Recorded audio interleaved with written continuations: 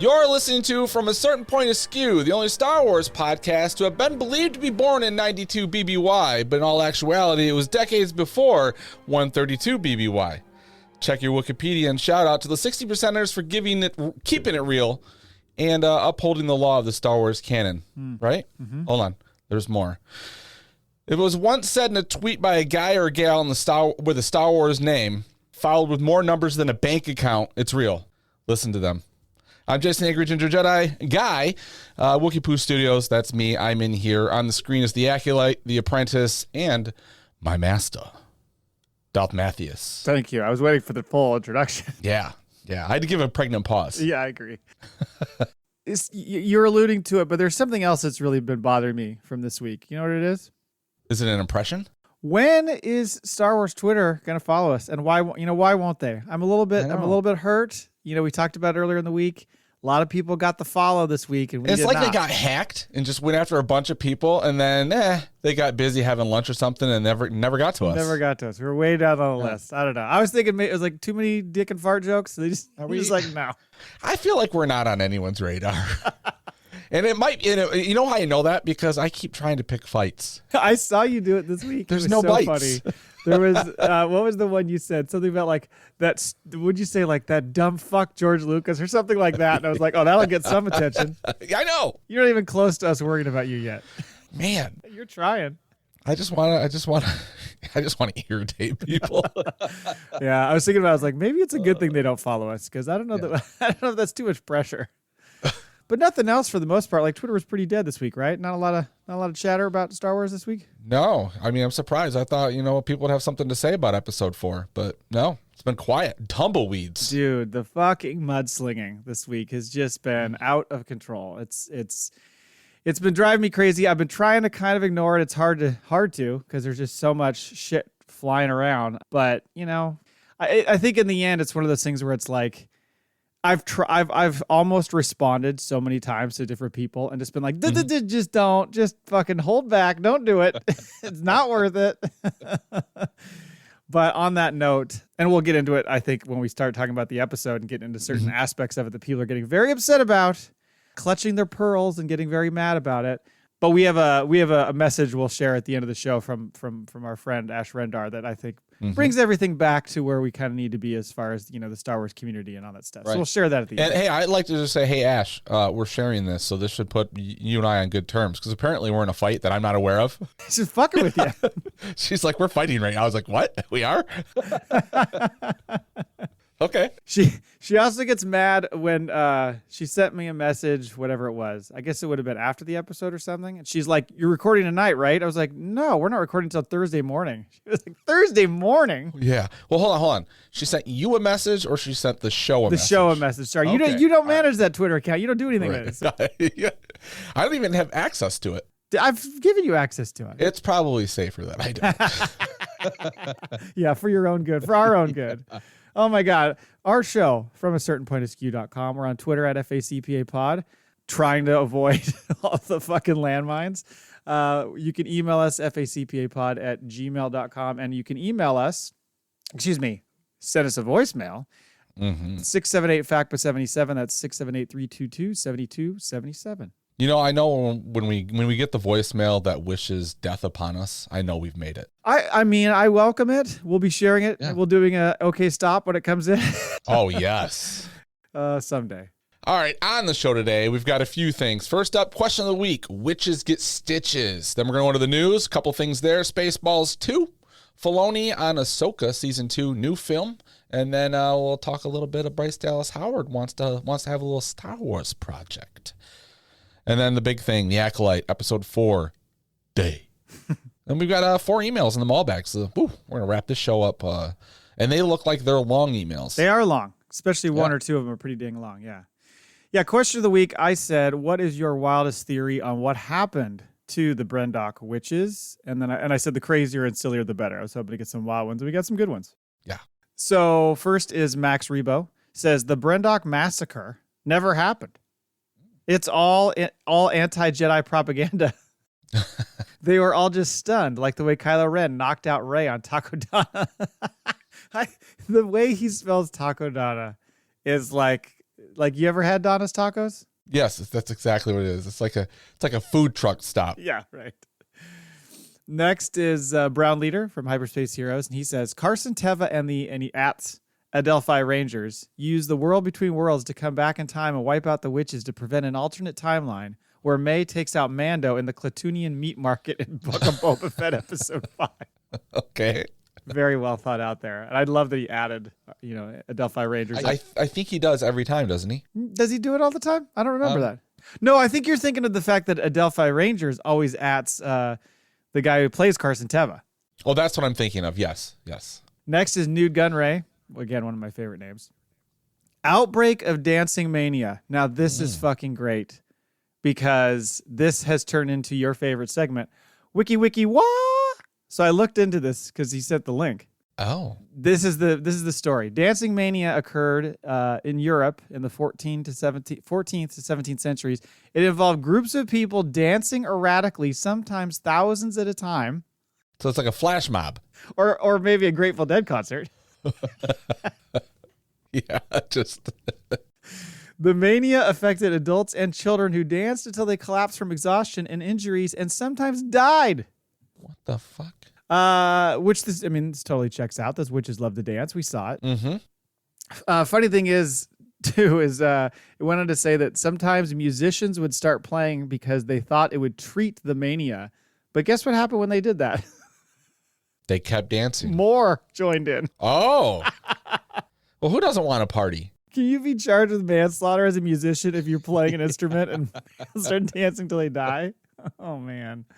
Great answer, Nude Gunray. Okay, next is Tom. I love the simplicity of this one. Gas leak. Makes sense. It's not, I mean, it can be wild and crazy, but it's also not. It could just be what it was. Maybe that generator room they had there, It was just a slow leak before the explosion. Yes. Killed them all. Like those natural gas leaks you keep seeing on Twitter, and then you find out, when you see the video of the explosion from a ring cam, and you find out like the homeowner is like related to someone that's high up in the Washington, D.C. area. You're always like, what's going on here? And then it goes away. That's a little too convenient. Or like the 120,000 cop cars in Miami that go to the mall, and they're like, it's aliens. And then you never hear what it's about. Yeah. What was that?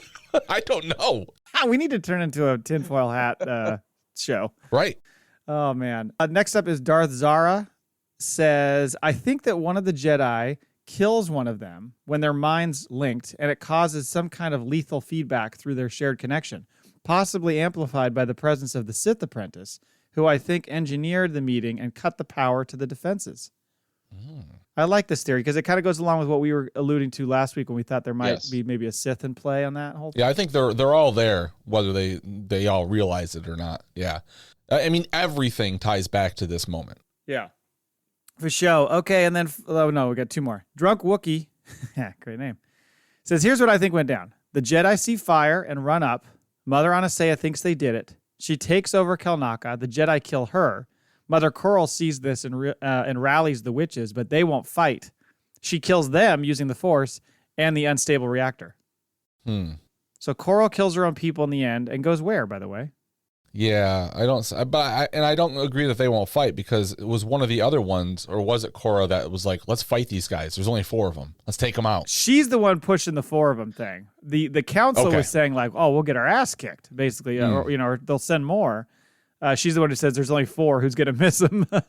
Right. But when the Jedi show up, there's a lot of people talking shit. The Jedi are this and that and the other. So there's some people in there that I think would fight. Well, I mean, look. By the end of this episode, we see this apprentice Sith-like woman, very capable of taking out a group of Jedi all at once. So why not all the witches at once? Could be. And maybe they're not dead. They just got knocked the fuck out. Yeah, that's right. It's a good theory, drunk Wookiee. And finally, hello there, Kenobi says these guys, and it's that like Monty Python shot of those guys going, burn the witch. Burn the witch. Do you remember that whole segment? And they're like, he's like, why should we burn the witch? I don't know. Is she a witch? How do you know? I've never seen that movie. I've just seen like these clips that have been famous for years. If I saw the whole thing and sat through it, I was way younger. So I don't remember it all very well. But you're right. I see all the clips all the time. Yeah. Anyway, that's it for questions of the week. You all get, or question of the week answers. You all get entries for our giveaway, which I don't think we've We decided not to totally reveal it, but we have an idea of what we're going to do. It's a surprise. In news, a few items here. Spaceballs 2. So we talked about Spaceballs quite recently because we were talking about how maybe we should do a rewatch and discuss that awesome movie. Maybe we'll do it this summer. I mean, because who doesn't want to hear a review of a 40-year-old movie, right? I know I do. Fresh. I know I want to review it. We should do. Well, they're trying to recreate the magic with a sequel, and it will be co-written and produced and star Josh Gad. Also, Mel Brooks is going to produce. God damn, you know how old he is? 95? 97. 97. Good God.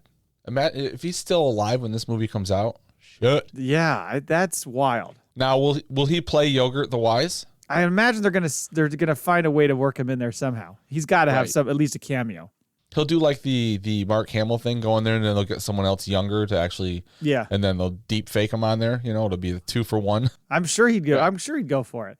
I got to admit, I'm not the biggest fan of Josh Gad. I think the reason is that sometimes it's just a little too over the top. It's like he's trying a little too hard in certain roles, and sometimes it kind of grates on me. I mean, I don't hate him. He just kind of bothers me. Do you have one in mind that's straight? Because I've been seeing a lot of hate. Because I saw this leaked like a week or two ago when it was when he shared the script and crossed stuff out, and then it was finally confirmed because you could almost see like Mel.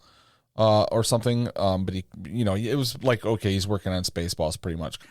I'm trying to remember the role. It's not Frozen because that's literally what the character was supposed to be. So he did a great job with that. But there was something else I saw. And I was just like, oh my God, just tone it down, Josh. So I'm sure it'll be fine. Was he in the wedding? What was the movie with Kevin Hart? Oh. And I think it was Josh Gad and Kaylee Cuoco was the wife to be. Yeah, I don't think I saw that. Okay, that's a funny fucking movie. Like, I saw all over Twitter, like, people just, like, going after it. Like, apparently, once something is announced, you have to take a fucking side immediately for anything. And all of a sudden, he was getting all this hate, and I didn't realize Josh Gad was hated. Like I said, I don't hate him. He's just, I've seen him in a role. I just can't think of what the role is. But there was something I saw him in where I was just like, dude, okay. Just, like, calm down a little bit. First thing I saw him in was, I think it was called Back to You. It was a Kelsey Grammer and is it Patricia Heaton, the mom from Everyone Loves Raymond, and they were like news. They did the news. And then Josh Gad was like the producer, and he was always like this manic, like shit was always going crazy. He always had sweaty armpits, and he reminded me of like a young Chris Farley in it. I thought he was fucking hilarious. Well, it's funny you say that because he's writing and directing the movie about Chris Farley. He is, yes. Yeah. I was looking real quick to see if I had it right. Yes. So the first time I saw him was in a movie called 21, which was about this guy going and like working the system, a blackjack system in Vegas. They would go on the weekends. They were they go to Harvard or something. Yep. Kevin Spacey's in it. Yeah. Kevin Spacey. And isn't it the guy that was in Across the Universe? I can't remember the main guy's name. He's kind of a dark-haired guy. And then the gal from Blue Crush. What was her name? The one goddamn. She was Lois Lane. Kate Bosworth. Yeah. That's right. The guy's name is Jim Sturgis. Yep. Across the Universe. Anyway, that's where I first remember seeing Josh Gad. He's one of his buddies in that. But yes, right. I didn't know this whole thing about the Chris Farley biopic. That Paul Walter Hauser is going to be Chris Farley. From Grand Rapids. I was going to say, it's from Grand Rapids. There you go. Shout out. Mm-hmm. Is this a good idea, Spaceballs 2? It's a good idea if they don't go for all the safe jokes. It can't, like, if you're going to do a Spaceballs movie, you got to like pick on it, and you got to kind of go dark, and I don't want like the safe comedy version of this shit anymore. Well, and is it going to be, I guess they can just borrow from anything, because obviously the first one was from the first three, so you can go prequels, you can go sequels, you can go TV shows, you can do all that shit. I mean, there's a wealth of stuff to pick on. And Josh Gad is a huge Star Wars fan. Yeah, right. Because like when he was shooting Murder on the Orient Express, right, and Daisy Ridley was in that as well. He was doing all these, like, he kept sneaking in. Well, he was making it look like he was sneaking in a trailer, trying to get her to talk about the next movie and what's happening. So, I mean, yeah, I said, figure why take a shot. I mean, I fucking love Spaceballs. So, and it's Amazon that's doing it, right? They announced Amazon Prime. I think so. And find a role for Rick Moranis, please. Oh yeah. I don't even know how. That's the thing is like he hasn't come out of retirement for anything yet except for a Mint Mobile commercial. How do you do, unless you do like the Kylo Ren version, and then who do you pick to play that? Yeah, I don't know. Yeah. You gotta give him some love there and put him in there somewhere. Mm-hmm. Okay, so next up is Filoni. So there was a recent interview. There was a podcast they did where it was Filoni, Rosario Dawson, and Hayden Christensen. They were all talking, and Filoni had kind of some, to use his word, interesting things to say. He said, quote, "I work in very long threads, and for me, telling a story, I always have to know where it's going. What's the outcome of this going to be? Great idea." Right. Because sometimes people don't. Yeah. So I'm happy to hear that. And he talked about how his focus right now is on Ahsoka season 2, which was good to hear, and how, that story is coming together. But also because of the way that story is coming together, it kind of feeds into what he's thinking of doing with the movie that he's going to be making. He's like, I even have like a kind of an intro sequence which is cool to think about. He also went on to say something else that was interesting, Jay.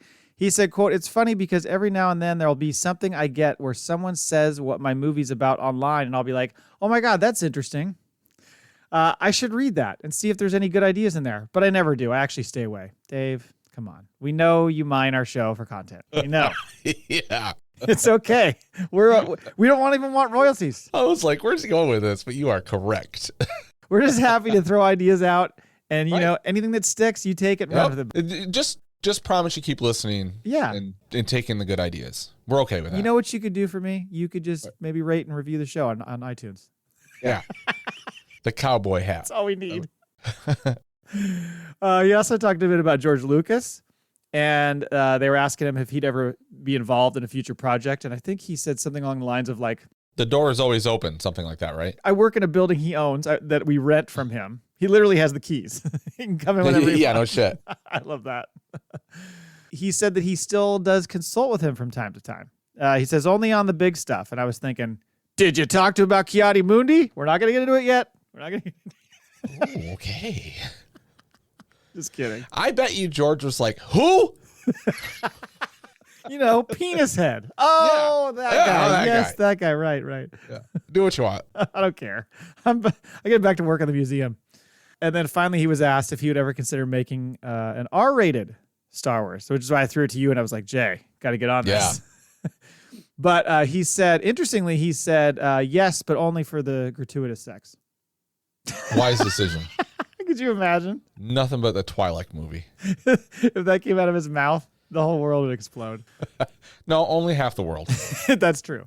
Yeah. Now he said something along the lines of like, if the story's good, and he pointed to Andor and said like Andor had like found a specific type of audience. He's like, so I think basically I think it could work. Saying in Andor is kind of an R-rated group. I mean, shit, they did the holiday special. That was basically a porn. So there's a lot of room for Star Wars to do whatever they want. Yeah. I try to block that out. Those holiday special? Yes. God damn. So good. What a fucking nightmare. We never did talk about, and I have it on my list for us to talk about someday if we wanted to, that clip that was on YouTube of Mark Hamill doing like some German show. Right. Oh my God. And the music video? Yes. He looks even more coked out than he is in the holiday special. Oh, he had to have been. Even if he was like, no, I'm clean. Yeah. I just run rails to do that. I don't know, dude. Yeah. The 80s there were a time. Right. Isn't it like a gold jumper? I think so. I'm trying to remember now. It of course it's in German, so you don't know what the fuck's going on. And it's just like, what is happening here? How did you agree to this? It's like they're just taking everything. Like, I don't think I'm ever going to work again. So whatever you got for me, I'll take. Yeah. So before they took it seriously. Yeah, before the rails were put on it, so to speak. Mm-hmm. Finally, Bryce Dallas Howard. So she was recently interviewed and was talking about all like her involvement with the Skeleton Crew, which she's directing an episode, or directed, I guess, an episode. She would have already done it. And she talked all about how tied to the Mandoverse it is and how heavily involved Jon Favreau is. She said he was like there every day. Oh, wow. Which I was like, wow, I didn't realize he was going to be that involved in that show. And she was asked, about like, would you want to direct a Star Wars film? She said, quote, there's a long quote, so bear with me. Well, I wish, I'll put more emphasis on it. So what I'll say is that I'm doing an episode of Skeleton Crew, which I'm super excited about. I sometimes characterize myself in a professional sense as a dominant submissive. Okay. What that means is that I'm very happy to go and play in someone else's sandbox Sandbox. and be part of a team and to kind of be a vessel for someone else's vision and try to kind of execute their vision with great enthusiasm as if it was my own. And then I also love to work with a team and be the team captain. I have a strength in that area. I love filmmaking. I love directing. So I would absolutely love to direct a Star Wars film, and I would absolutely love to have a Star Wars show. Which do you prefer for her, a Star Wars movie or a Star Wars show of her own? Well, I mean, okay, I'm going to give her credit because she's done really good with the episodes, but she was also responsible for bringing Jack Black into the Star Wars universe, right? Is she responsible, or was that given to her and she was just directing that episode? And that could be, yeah. But for the most part, no, I think she's very capable. I would like to see her do a movie. And I think we've talked about this before. Like, she was attached to direct the reboot of the Flight of the Navigator for Disney, which seems to have never gotten off the ground, because I want to say that was 2 or 3 years ago, and she's still working on these shows. So I don't see that going anywhere. But yeah. But to do a film, which seems to be where they're headed, like more and more, these projects are going back to theatrical. So, yeah. I mean, as long as she sticks around, I think she's great. Yeah, I thought my first inclination was to say film. There's plenty of people who are allegedly in the queue to make a film right now. So I'm like, we need more shows. We need more stuff to keep us going between films. So I'm almost kind of leaning back the other way now and saying, like, give her her own show. Well, even if they do like a Kenobi, and she's like the director of the series. Yeah, right.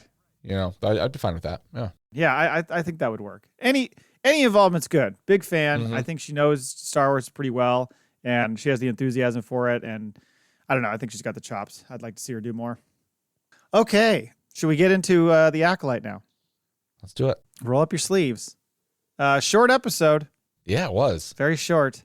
They all seem short. They play fast. Yeah, well, I did see on Twitter, I think it was the writer was talking about it and said that essentially like episodes 4 and 5 were kind of one story or one piece, but they had to break it up. And they were like, we kind of had to cheat the first episode because it was the most logical like cut point. Okay. So I think the next episode is meant to be longer. So episode 5 will be longer because they did cut very abruptly. Yeah. Another one of those fucking cliffhangers. I know. And by the way, some of the exterior shots we get in this were great.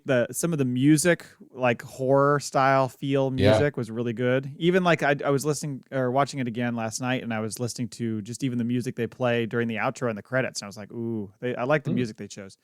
So we start out. We're on Kofar, where Kelnacca returns to his humble treehouse abode, and he's just making some dinner, you know? Yeah. A little bit of cooked salad. It looks like he's going to need a lot to drink to wash that down. It looks it looks like he's literally eating a piece of lawn. But we notice a ton of imagery all over the place. This is like all the yin and yang imagery that we saw in Octo, and this is also all the stuff we saw with the Coven of Witches. Yeah, he seems to be a bit obsessed. I think so. So it makes you think, is he just studying up on them and wants to know more, or...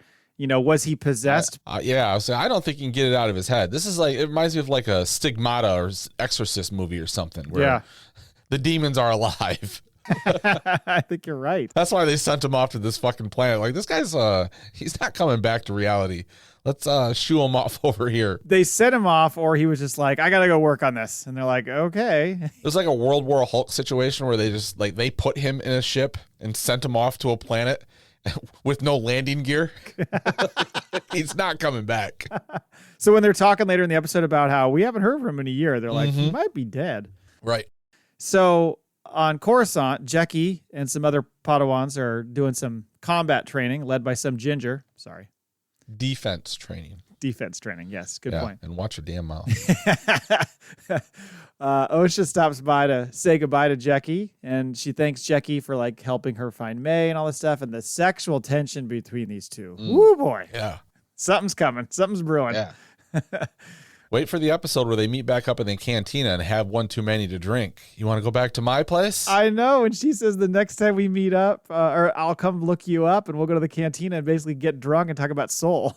Right. And I'm like, Jackie looks a little young. I mean, the actor's not, but yes, she's supposed to be. I don't know how old she's supposed to be. I mean, don't get started on birth dates now. Back on Kofar. Yet. May and Kymir land, and May is just like ready to get to it, but Kymir's like, dude, it's not easy to navigate this place. Like, we got to have a plan. We're going to, Don't you find it weird that he's already been there, scouted it out, knows exactly where the Wookiee is, and then he's like, I'll go get May. Well, I think what you said before about those guys that find 2 episodes ago, that those were kind of those guys working for him. Mm-hmm.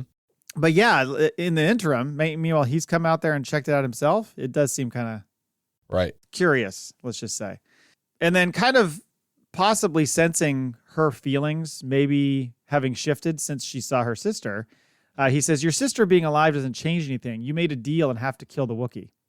Right. Okay. But he's also like, he's gone back into like full, doofus mode. Oh, total doofus mode. He's dropping shit everywhere. Yeah. Kicking over a canister. And why does he have 2 canisters and she has 1? That's a good question. And what the fuck's in that pack? Mm-hmm. I mean, his pack looks like maybe you could fit some cosplay gear in it and a helmet. Yeah. Back on Coruscant in the Jedi Situation Room, we'll call it. They're watching holovids of May fighting, and yeah, let the speculation begin, because Sol, I always want to call him Sol. Sol tells them that she's been trained but doesn't know her master, and of course, we see Ki-Adi Mundi be like, "That's weird. What does he say? That's absurd." Yes. How would she not know her master? When Master Holden was the name of that gal, suggests that she could be part of a splinter order or worse. The room just starts buzzing. Like, oh fuck. She's talking about Sith? They don't say it, but there's a lot of like. That's where Venestra walks in. Yeah. Somebody called me? I got to shut this shit down right now. Yeah. She is smelling something rotten though, because she's seeing the pattern, and 2 of the 4 Jedi that were on Brendok have died. Right. Obviously, they're targeting a 3rd one, and then of course Sol being the 4th. But why? And she also says that May was trained by one of their own, and that she can just see that just by watching the holo. She thinks she's had Jedi training. I don't know. So, you want to wait and talk about Ki-Adi Mundi later? Or do you want to talk about it now? I'm happy to get to it whenever you are. Let's get into it, because this dude, the fucking prick from the prequels, excuse me, he caused quite a stir, because obviously he was on the High Council in the Phantom Menace. Yes, he's the one who's like, what is his line? The Sith haven't molested. I almost said haven't existed, and something else, maybe molested. There's your rated R movie. Haven't molested in years. We got over that. We don't do that anymore. Oh my God. Molested by the Force, episode 1. By the way, his line to her was like, we should tell the High Council. She's like, let's not tell the High Council just yet. Because then we got to tell the Senate and blah, blah, blah. We're just going to keep this close to the vest. Yeah, maybe that's a lesson he learns and keeps with him. His existence here, because you do see that Plo Koon guy, and apparently that's not Plo Koon, it's some other person. Yeah. But here you're thinking, is it Ki-Adi Mundi? The whole time you're thinking that. And then sure enough, somebody saw a credit thing where it confirmed that it was him. People have lost their minds over this, because as you joked about in your intro, there was something somewhere that said he was born in like 92 or 93 BBY or whatever, so he wouldn't technically be alive yet. And people are all mad about that. And then the other thing they're mad about is the fact that he's the one who says that line in Phantom Menace. If he's around for this, why wouldn't he know? Well, first of all, there's no sign yet that he knows that there's a Sith. None. At all. Right. And second, then it could turn into a whole, okay, one, maybe he does end up finding out, but is keeping it fucking under, hiding it. The other is maybe he was never made aware, because maybe a lot of those people don't make it back, or for whatever reason, they don't share that information with him. But this doesn't seem to be anyone having an issue with that. They just have an issue with the fact that he's there because he wasn't born then. Well, I thought there was both. I thought people were also mad about the whole line as well. Like, how does he not know that the Sith existed? A lot of people were getting pissed about that. Yeah. But yes, the age thing was the bigger one. And that turns into this whole discussion of who the fuck knows Star Wars that well where they see him and they know instantly he's not alive yet? Like, how do you know his birthday? I was just like, oh, cool. He's here. And the fucking Twitter sphere loses their mind. It's like, look, when you have to watch a TV show and that's the thing that pisses you off enough to hate the episode or show for another week, You're hunting for things to hate. You're not. Yeah, you shouldn't be watching it in the first place. And you know what? It's okay that it's not for you. Like, you don't have to like it. I'm not saying you have to like it, but the outcry of how terrible this is and everyone needs to fucking get in line or else is ridiculous. Well, I think it's one of those where it's like, if you're gonna hate watch a show, then your critique should almost be comical. Like, you got to be fucking kidding me. They bring Ki-Adi Mundi back. Like, it would be like that instead of being like, what are they doing? Yeah. Yeah, was it you that sent me the clip of Homeboy like getting out of his chair, storming away? I almost replicated that in our intro as a joke. I should have. Like, first of all, kudos to anyone that takes it that fucking seriously. Yeah. Like, okay, because I was like, well, he's got passion. But it's at the end of the day, like, it's a show. And also, like, that guy, we'll pick on him for a minute, Star Wars Theory. He is like the protector of George Lucas and all things George Lucas. You could write a book or 17 about all the things George Lucas did to canon. Right. But I think his argument is, well, but he's the guy. Other people can't, but he can do it. But he's not anymore. So, like, you're protecting someone who sold Star Wars. Right. So technically, George Lucas is a sellout. Right.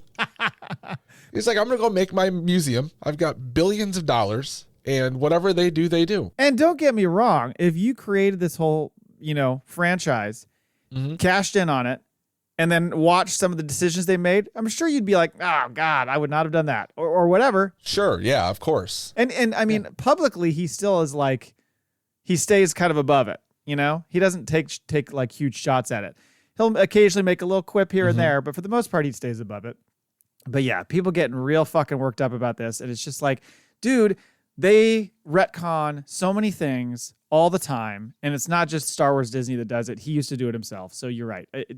Who cares? It's fucking Ki-Adi Mundi. Who cares? Yeah. Like, he has like the Yord Horde type group, for centuries now. People have just been up his ass, they're his biggest fan. No, you're not. Like, right. You're looking for something. Can I go through a couple of these tweets that I let's take sent to you? Want me to do that now, or you want me to say No, let's do it right now, and then we'll move on. Go ahead. Did you read these? I just read them this morning. These are just a couple I pulled because it's like, these are just I see in the timeline. And it makes me laugh how fucking absurd this is. The one at the end. Oh my God. Yeah. So Derek Anderson, he says, these ass clowns literally just changed the birth date of Ki-Adi Mundi on Wikipedia to align with the Acolyte's revisionist history. Yes. By the way, quick side note there. Did you see the fucking shit that Wikipedia was getting? Yeah, I guess they were getting like death threats and. Like, what are you doing? Did you? I saw a tweet. I don't think I shared that one. It was someone took pictures of the Wikipedia page and all of the timestamps of people going in and changing it, and then someone editing it and someone changing it again. It was every minute. Oh my God. Yeah. They must have had to lock that fucking thing down. I think they did. Because we had, I'm trying to remember what he called himself, the guy from Wikipedia that we had on the show a while back, and he kind of went through how that process works and how they have a whole team that reviews changes and all that kind of stuff. But I mean, they had to, at some point, they have to be like, okay, we need to lock the Ki-Adi Mundi page. And then what happens when the editors that have access to can actually lock it down or change it when they're not agreeing? Is there a meeting where they're like, hold on, guys, they have to all be in sync. So we've got Star Wars Canon Hub, which I should look. I can't imagine this is a very new account. Canon Hub says, are Star Wars fans illiterate? Ki-Adi Mundi does not have canon birth, nor does the species have a canon lifespan. They also never even mention the Sith as a suspect when discussing the situation with Ki-Adi Mundi. Nothing about his presence in this episode breaks canon. Someone that actually is like, calm the fuck down. Right. It's okay. Yeah. Because I don't know where the birth thing came from, but it was a Legends thing, I believe. It was a Legends thing, and then I think someone was... I saw someone post something about like an episode 1 like CD-ROM thing that came out. Like, it was like an encyclopedia, and it had he was 70 or something. Right. But then immediately I saw people writing like Qui-Gon in the books was 60 when he died, but then he was 45 in the movie, or vice versa, something. So like that right there is a canon change. So calm down. A battle... So this is the Norman Conquest, TN Conquest, says, a battle is currently happening on Ki-Adi Mundi's Wikipedia. His history is being altered to fit Disney Star Wars dogshit show The Acolyte. We are at war, ladies and gentlemen. That is such a statement. I mean, the thing is, when you hear certain things like this, you want to think they're taking the piss. This isn't real. They're just fucking around. But I think they're taking this seriously. Because you know what? I would write something like that, taking the piss. And I guess, but I usually try to use an emoji. Like I'll put like a cocky smile or something. Yeah, at least a little wink. Especially like I put one for you the other day, and I blamed you at Factpapod. Oh, that's right. Yes. I was trying to start something on your behalf. Yeah. What else is there? I got like 2 more. Robert Robot Head says, here's the writer of The Acolyte episode 4 talking about why they had Ki-Adi Mundi in the episode. They literally don't care about Star Wars or the audience. And it's C.K. Keichel, maybe is the name of the writer. Yes. Did you see what they said? Yeah, it says, is it she or I'm not sure who this is, but I think it's a woman. I can't remember. Okay. He doesn't know anything about the Sith. Why would he? And we offered the part to Yoda, but he wasn't technically available, so Ki-Adi Mundi stepped in for the part. That's a fun joke. Are you taking that seriously? I saw people take it serious. I mean, it's so clearly a fucking joke. Right. He stepped in because we couldn't get Yoda. Are you kidding me? If you click on that writer's account and then follow that comment, like the people commenting, they lose their fucking. If I would like, I hope the writers in the writers' room. And look, I don't think this show is perfect. So there's things I can pick apart about it, but I choose to like enjoy the Star Wars. But I would love to be the writers in that writers' room, just getting together and reading these fucking tweets. Because first of all, people are losing their minds over series that's not done yet. Yes, exactly. You know? All right. And then last I've got, this guy he's just guy online at fella whom STDV. Maybe, I don't know. Anyways, the Nazis warped and twisted history to suit their genocidal aims. Stalin purged dissidents and disappeared figures who crossed him. Disney changed Ki-Adi Mundi's canonical age on Wikipedia. History repeats. This has to be another joke, right? I would hope so. It has to be, right? I mean, you can't even fucking take Nazis and Stalin. And that, well, I mean, I guess you could if you look at old pictures of Disney hanging out with Nazis, but still. Well done. Oh boy. I love to see how fucking people are taking. And then the fact that people are sending, like, they're so angry about this. They're sending death threats, or they hope you go kill yourself or something. Come on. Oh, dude, it's so ridiculous. I sometimes I'll just go in and look at some of the exchanges that are happening, mm-hmm. and the stuff you see, it's like, I mean, I guess because you're hiding behind a keyboard, right? That you just feel like you're going to get away with it. But fuck the shit people say. I can't believe it. I don't get it at all. And again, we're doing this over Ki-Adi Mundi. Come on, right? Do you think the actor who played Ki-Adi Mundi in the prequels is just sitting back like, finally, somebody's got my back? Yeah. Finally, the line at Comic-Con is going to be long for me. You know, I'm kind of a big deal. Yeah. Oh, man, the line at a Comic-Con is going to be a fucking joke. See, he can't go. They have to put like a year ban on him doing any Comic-Cons. He's going to be like, dude, it's too much. It's too much. Yeah, he'll have to have his own security. Mm-hmm. Oh, my God. Oh, okay. Well, we can move on from Ki-Adi Mundi. To catch back up, Vernestra tells Master Holden, okay, go to Kofar, get Kelnacca, intercept May. And Sol tells her he should bring in May. She's sensing that May is part of a larger plan. There's something bigger going on here. Right. To tip the scales, she says. So he basically suggests, well, we could use Osha to lure her. Dude, Sol. Putting her in harm's way.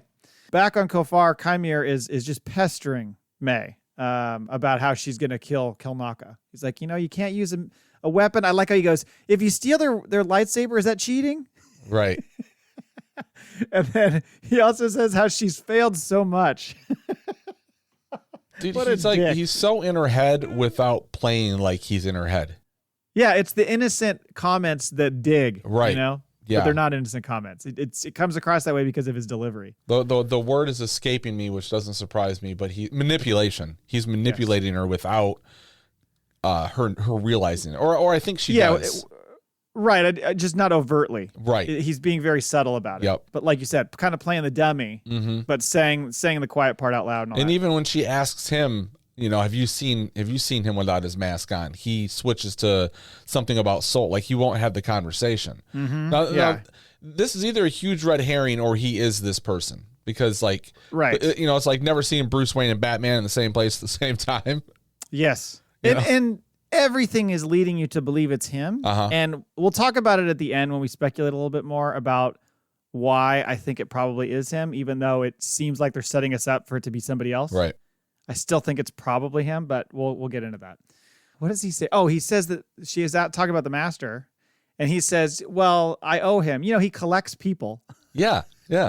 Whoa. That's not good. Which we were kind of led to believe. We were having that discussion before, but that was more of like we were just guessing maybe he was whoever the zipper face is. If he's the master, he's just collecting acolytes to see who could possibly be the best for him. Yes, correct. He also, he says he's never seen the master's face, which made me, of course, think, did you never catch yourself in the mirror shaving? Yeah. May is showing signs of mixed emotions at this point, and she asks Chimera what Osha was like when he spoke to her. She's like, oh, yeah, I mean, she's such a scum. Anyway, what was she like? Right. Now, I'm sure that there is a way that we could have learned this, but when he says she's very fond of that master, what's his name, Soul, two things came to mind. One is I was like, is this one of those things where it's like, I never told you my name kind of thing? It's like, how does he know his name? Because I don't know if he ever said it. There's probably other ways he could have figured it out. But then the other part being that he's doing it on purpose to twist the knife in May. To be like, your sister has a connection to somebody else that it's not you. Yeah. And she certainly feels it. She kind of gives a funny look on her face, like, the fuck? Is there a class that the Jedi Sith take to pretend to be doofuses as like a misdirection? Yeah. Because like Yoda does it to Luke in the swamps. Yeah, Palpatine like lives for fucking playing, I'm a really nice fucking granddaddy. Right. I'm just trying to do what's good for the Republic. And then, he's really a fucking Sith Dark Lord. Yeah. Jar Jar. Yeah. Right. Back on Coruscant, just when Osha is lining up to head out of town, talking to her little pip droid. Yep. A Soul finds her and convinces her to come with them on a mission. Oh, it's so sad when he's like, I want you to come with us. She's like, as a Jedi? And he's like, not exactly. Yeah. But he is honest with her. He is. You are going to be, bait. Yes, the bait. But the look on her face, like, you want me to rejoin the order? Right. No. Oh, never mind. I mean, that'd be dumb. That'd be dumb. Mm-hmm. I wouldn't want to do it anyway. But he tells her also how May's eyes softened when he mentioned her. Yeah. So, he's that we're getting that they're still good in her stuff. He said she changed right in front of him or something, right? Correct. Yeah. And Osha's like, well, she's a murderer. But okay, let's go. Right. I like how he goes, she's a murderer. And he goes, but she's still family. You think that's like what Jeffrey Dahmer's family had a discussion like this? Like, Jeffrey ate people. And they're like, yeah, but he's still your brother. Right. Yeah. You will go see him for his birthday in prison. En route to Kofar, Yord giving a great mission briefing. We meet the cute little adorable Basil. Is he cute? Well, he kind of looks like a cross between like a otter, a gopher, and a beaver. Right. To the point where, by the way, I was reminded when I was watching him, I'm like, this guy reminds me of the gopher in Caddyshack. Oh, God. He's a Tynan tracker, I guess is what you say, which I guess goes back to like some Han Solo book back in the day. Oh, yeah? There was, they were in that. So a little... And possibly needs to be put on a leash. Yes, very. I'm worried about rabies shots and things like that. I mean, this thing is really yeah, he likes to get close. God damn. So they land on Kofar, and Jackie is using Google Translate to try to talk to the locals. I love that. She's like saying it and like holding it up. It's the first time we've seen that, right? I think so. Yeah. I don't remember seeing that before. And they tell her that Kelnacca showed up and headed into those woods, and we haven't seen him since. Yeah, that's a weird thing, because it looks like he crashed his ship. It certainly does. Did he like show up? Did he land? Did he pay his fucking taxes? And then went. And then flew off and crash landed? Like, it might have been. I don't know. That's a good point. Soul's spidey senses are tingling, and he's in there, looking into these ominous-looking woods. That shot we saw in the trailer. Yep. Yord gives Basil a piece of clothing, and Kelnacca's scent is on it, I guess, and off they go. And cue the Lord of the Rings music Yes. because the Fellowship is on their way. By the way, this made me think of something as I was watching this. Where the fuck is Tassi Loa, Yord's Padawan? Yeah. Left out again. Yeah. It was just like a one and done. I think we're going to find out he killed her. Well, first of all, it's not like one of those, because I think that your thought process maybe on the last mission is like, oh, maybe this is just, they're a small team, so they don't want to, and she's still young or whatever. Right. But, dude, he took her on a mission to go apprehend somebody who was murdering Jedi. I think she must be up for something. Exactly. Yeah. So like all of a sudden, that's kind of a black hole. Like that's something to complain about more than anything else. Like story wise, or is written, unless like there's an answer, right? We've still got 4 more answers or 4 more episodes to get an answer. But yeah, it's dramatically noticeable that he's in all these scenes and she is in none of them. It's strange to me. I mean, until I should say, we find out that the helmet comes off and Tassi is the Sith user. But you think there'd at least be a scene where he'd be like, where is my Padawan? Where is my Padawan? Maybe the cutting room floor. I just think it would be so great if she takes the helmet off and Yord's like, Tassi? And she's like, you keep fucking leaving me behind. You knew this was going to happen. You made me do this. I didn't want to do this. I was going to say either that or she's like working a scratching post back on Coruscant. Oh, God. Meow. Osha tells Yord that if they find May and she won't listen to her, basically, I want you to put her down. Like, you got to handle this shit. That's an interesting conversation. Like, why does she want her dead? Good point. And this all is playing into the whole, like, are we doing a flipsy? Oh, I think so. I mean, I've said that since minute 1, but yeah. You have. It certainly looks that way. Then we get this scene where Osha touches one of the tree slugs. They're called umbra moths. Oh, of course they are. Umbra moths. And she causes it to wake up, essentially. She senses something in it, and then it attacks, and Soul slices it in half. And now she's feeling guilty. She's like, well, fuck. If I wouldn't have touched the thing, it wouldn't be dead. So she's showing that she's starting to, her force sensitivity, I guess, is coming back more to her, I believe. Is what I wonder, like, why, though? I don't know. Because she hasn't really done anything. I mean, if you hang out with a bunch of Jedis, you just start getting the tingle again? I think maybe you do. Like, you're just surrounded by that extra force energy, and it starts to come back to you. It flows through you. It's like immersing yourself in a foreign language. Okay. Same thing. I'm gonna let that slide. Some words of wisdom from Jackie here, by the way, as she is talking to Osha, and she explains that, she was saying, like, she was held back in trying to become a Jedi, that she couldn't let go of May and her family, etc. And Jackie says, we're not defined by what we lose, we're defined by what we survive. Yeah. Well said, Padawan. Deep. Wise beyond her years.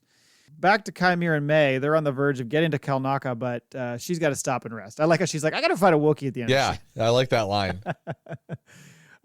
She tells Chimera that the master told her the final lesson is one you teach yourself. You will kill a Jedi without a weapon, reminding him of that.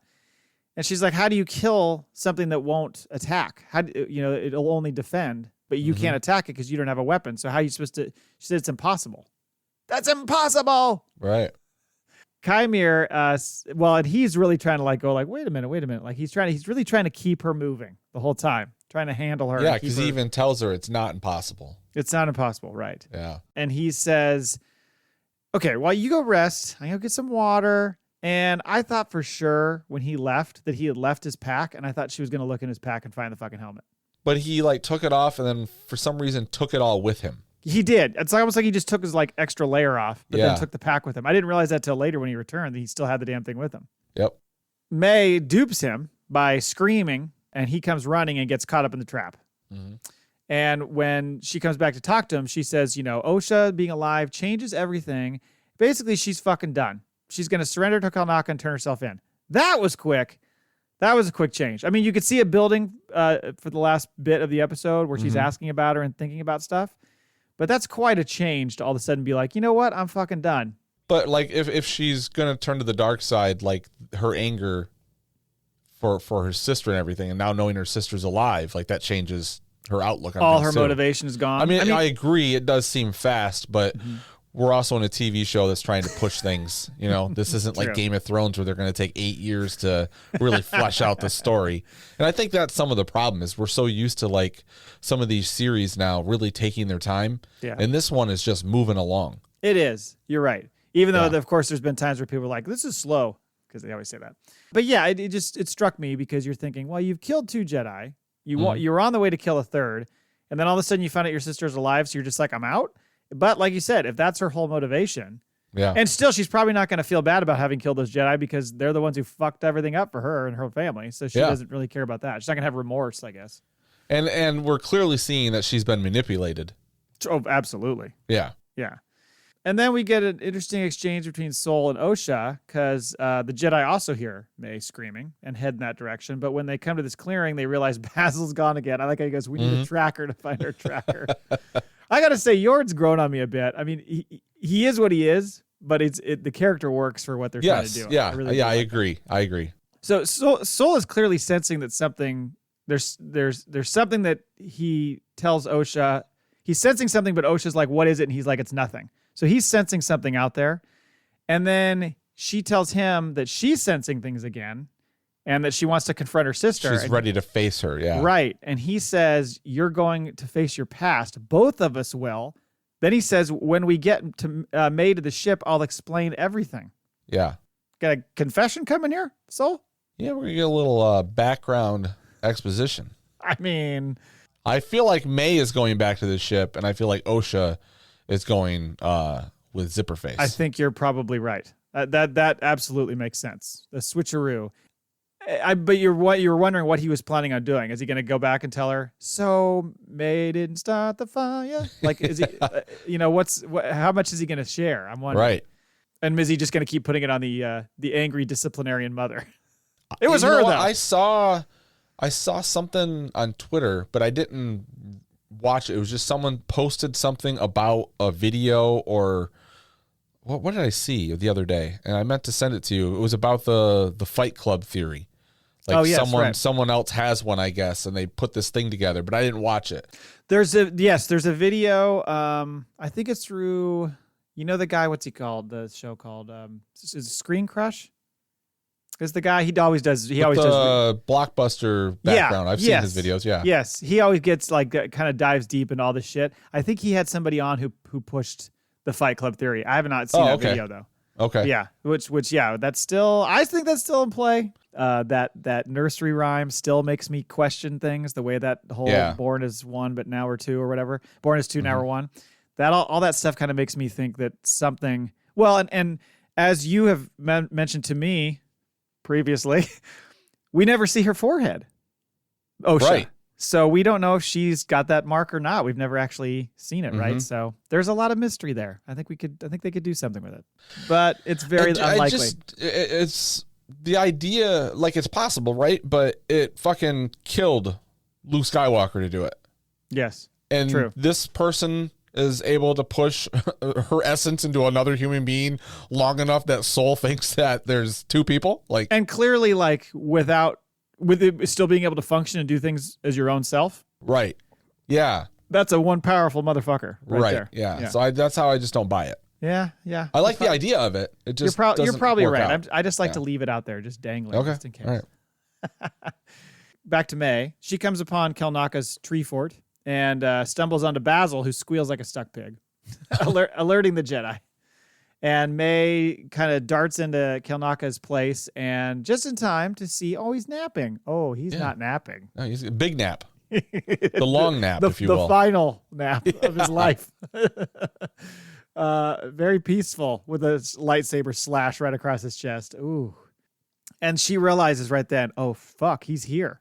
And they get this cool shot of day turning into night right as she. That was cool. Yeah. It kind of reminded me of some stuff that was done in the sequel trilogy. Yeah.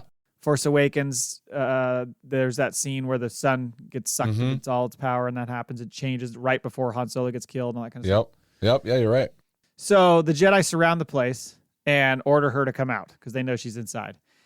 Now, Osha's doing what Yor told her and hanging back, and holy shit, that scene of Zipperface coming down from behind her kind of obscured and blurry like in the background. levitating, like lowering himself down. That was fucking creepy. That was like a great. vampire. Yes, that was pretty the cool. Music and everything. It was straight horror movie. And the fact that like only Soul and May like feel the sensed presence. it. Yeah. Yes. Yeah, because Soul turns around and everybody's like, what are you looking at? And even Osha doesn't. Well, she might, but she's not showing it. Right. Yeah. You know? To me, she turned around more so when Soul was not looking at her, but maybe through her. Correct. That's that thing where you're looking at somebody and they're looking behind you and you're like, oh no. Is there He's somebody behind me, me? isn't he? He's behind me. Shit. Yeah, he senses it. He ignites. So Zipperface walks up. Everybody's like, what the fuck? Jackie goes, what is that? Which I like that line. Yeah. He ignites his red saber, which prompts all the Jedi to light up. Is that what they call it? Light up? Hey, guys, let's light up. Let's light up. Yeah. The Jedi rush in towards Zipperface, and he just casually flings her to the side. Did you see? Yep. Did you see his hands? Yeah, and you know, I've seen a lot of people making like reference to these hands and the color of the arms and all that. It looks a lot. I mean, it certainly looks like Chimere when you see it, and kind of his body language in general. Yeah. Certainly seems like that. More on that in a minute, though. But he turns, and then, of course, they are rushing in. He just I love the head turn. Cock, and then fucking boom, just blows him away in a dust storm. He ain't playing, man. No, he's not playing. Or rather, he came to play. Well, right. I think he's having fun with it. And then end credits, and we all collectively groan. As has been the case for the first 4 episodes. It's like, bam! They just stop it right on a dime for you, just to make you want more, I guess. All done. So, all that being said, let's get into a few questions and speculation here. The obvious question is, of course, who is Zipperface? I've seen a lot of people talk about this, and we've talked about it, but it's like, it seems like it's so obvious that it's Chimere, so it must not be. But I kind of still think it is, because of the way that they've handled the series so far. They kind of throw something out there like, who is this, or who is this going to be, or what's this plot line, and they just give it to you. And they move on. Right. Yeah. I agree with that. So I feel like it is going to be him. Now, granted, there's a lot of speculation about who else it could be. I swear to God, I think every single person who's appeared on screen in the show has been speculated. Even the dead ones. Pretty much, yeah. I mean, exactly. Indara and Torben have been thrown out. Obviously, it was Kelnacca the whole time. Oh man, Kelnacca did it to himself, and then showed up outside. It was just a flesh wound across his face or his chest. It's a fake Kelnacca in there. Yeah.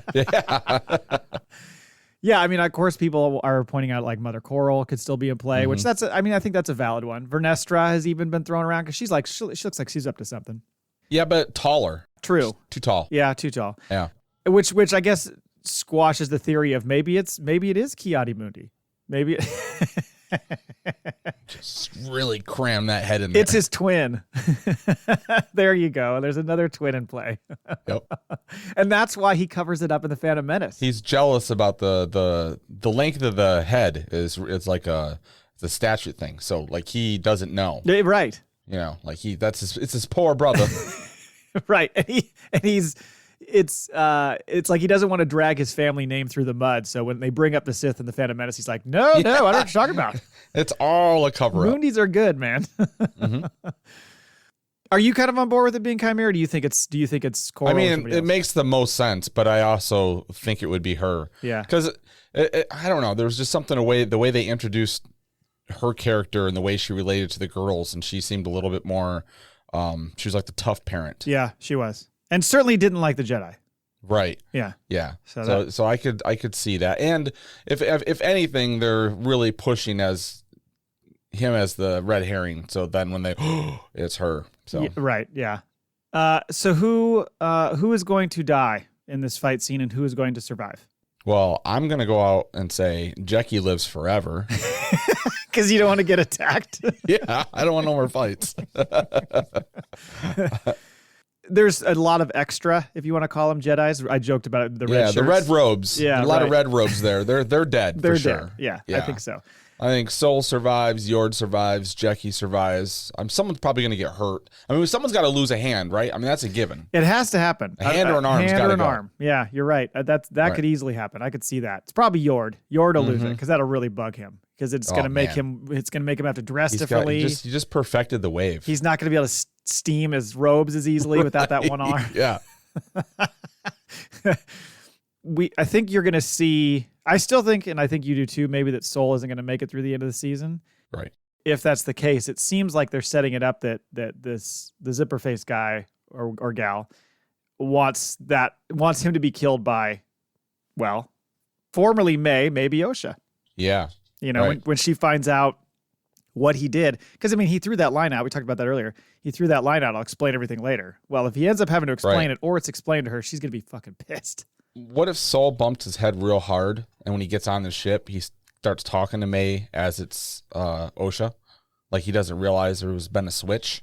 And he gives it all up. Yeah. He just starts telling her the story and she's like, I don't know what you're talking about. Like, I just met you.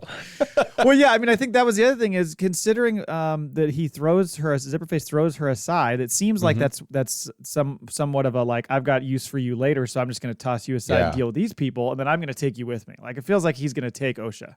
Well, that was the thing is the long studied look. Yes. I mean, as long as the show allows, because it moves so damn fast, but that makes me tend to believe it might be the mama.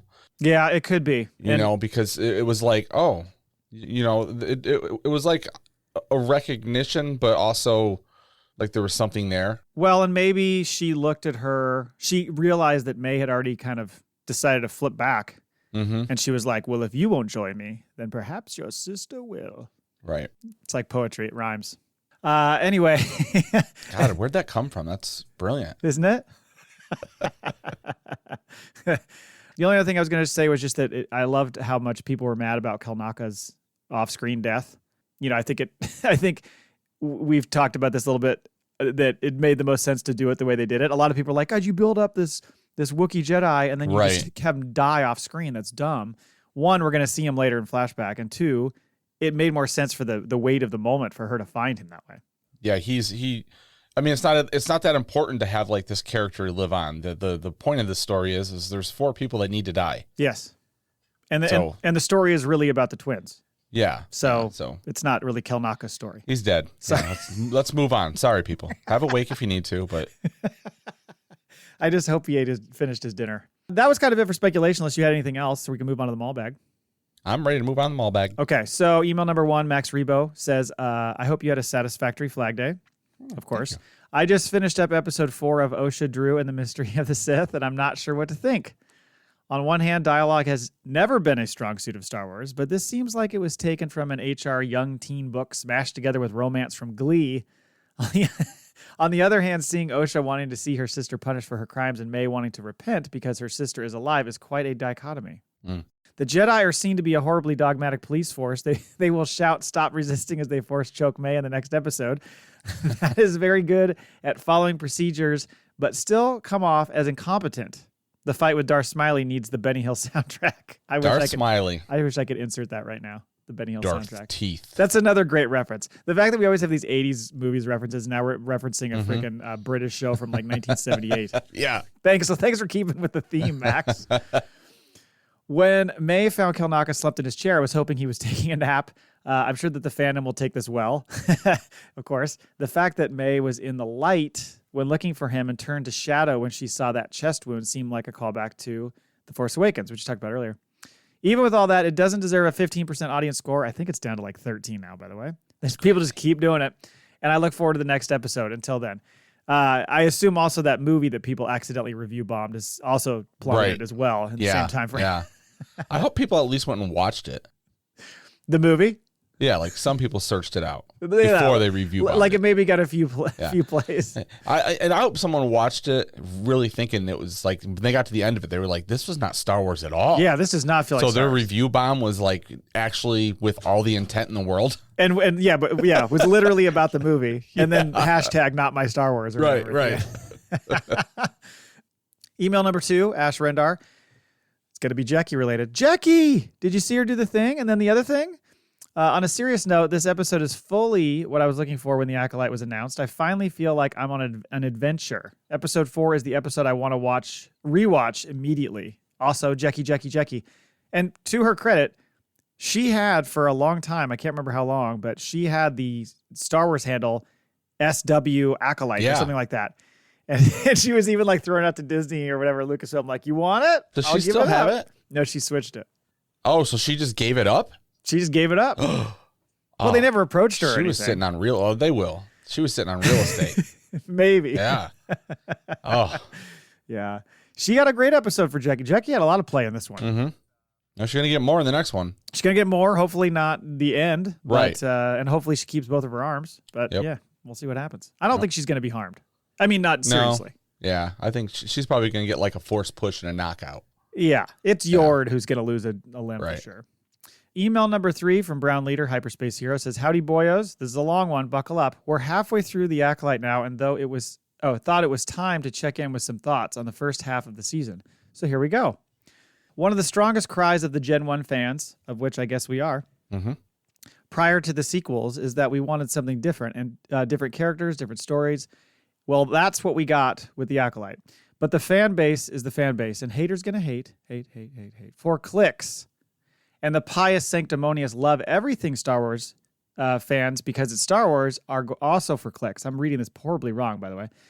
It makes me want to puke. So he is mad at both people who are pumping sunshine and mad at the people who are just shitting on it. I don't know if there's that many people on both sides like that are like that aggressive. Like they're doing it just for clicks. They hate it for clicks or they love it for clicks. I mean, yes, when you post like really hyper positive stuff about Star Wars, you're going to get a lot of people saying like. So I get that. That's fine.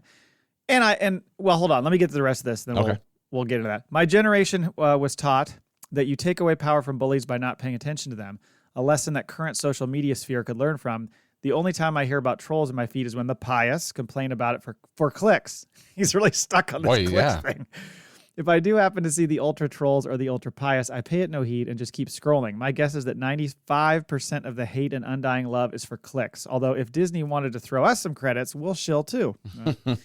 Like what you like and don't be afraid to give a dank farrik about anyone else's opinion. Right. I think I've seen people who go real heavy duty on the like, this is the best, everything Star Wars is the greatest and all that stuff. And sometimes I kind of roll my eyes on some of that stuff, but it is nothing compared to the hate. It is not even in the same ballpark. Right. Yeah. The hate is so vicious and so awful that I don't think you can equate those two at all. And I think most people are in the middle where it's like either, hey, I don't really like the Acolyte for this, and this reason, but whatever. And then the other people who are like, I like the Acolyte for these reasons. I think most people are kind of in that realm, but all you hear from primarily is the negative. It's just weird to me because like there's the people who like safeguard the original trilogy. But then for some reason now it's the legends that mean everything as well when it's not considered canon. And then if you look at canon, there's so much that's been broken by George Lucas himself. Right. But there's still, canon. And why the fuck would you want something that's been around for 40 plus years and then stick to the same thing all the time? Well, like I understand like not everything is going to stick or work, right? But the fact that people are trying something new, like I don't understand the hate for all of that. Well, and if you're making little tweaks here and there to make the story fit better, that's fine. If you're making drastic changes, I could understand being a little bit more annoyed by it. But these are minor things. You know, the fact that, the amount of tweets I've seen this week about the joke about like, we're all this upset about Ki-Adi Mundi. Like, what are we doing here? Yeah. It's a little much over his birthday. Right. That's not even like settled and stuff. Like it's just, that was a Legends thing only. Well, other than supposedly there was some information on the when episode 1 came out. There was on like a cereal box or disc something. or something that had something. But Jesus, Right. It's not like they haven't retconned things before. I mean, do you want to go back to when Jabba was just a fat man in a fur coat?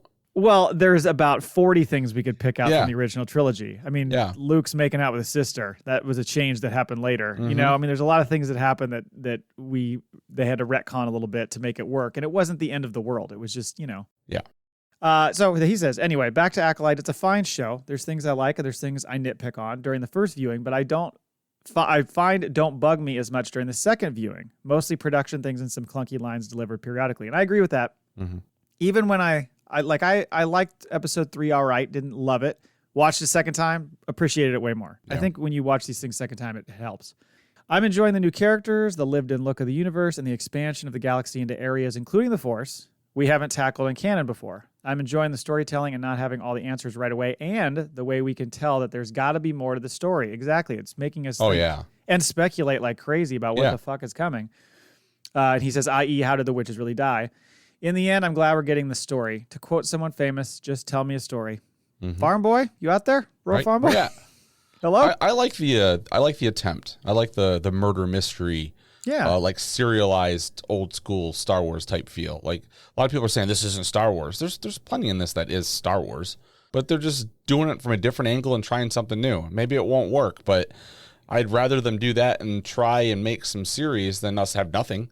Well, you do that, of course, and then also like go ahead and take a few swings. That's okay, you know. Because if you do the same thing, then everybody gets mad and says you just ripped off the original trilogy. Right. So again, it's tough to win here. You know, there's like a tiny little pocket that you somehow have to fucking thread the needle on to get everybody to be okay with it. And of course, everybody won't be okay with it because everybody's got to bitch about something. It looks like the Chimera is zipper face, but I hope it's a misdirect. So we can keep guessing on what the fuck is really going on. The only thing I hate about this show right now is that they did my boy Kelnacca dirty, there you go, by killing him in the way they did. It triggered Die Hard flashbacks, and he may as well have a sweatshirt on that said, now I have a lightsaber funny too. Fucking photo. Yeah. Oh, I gotta post that. That was pretty funny.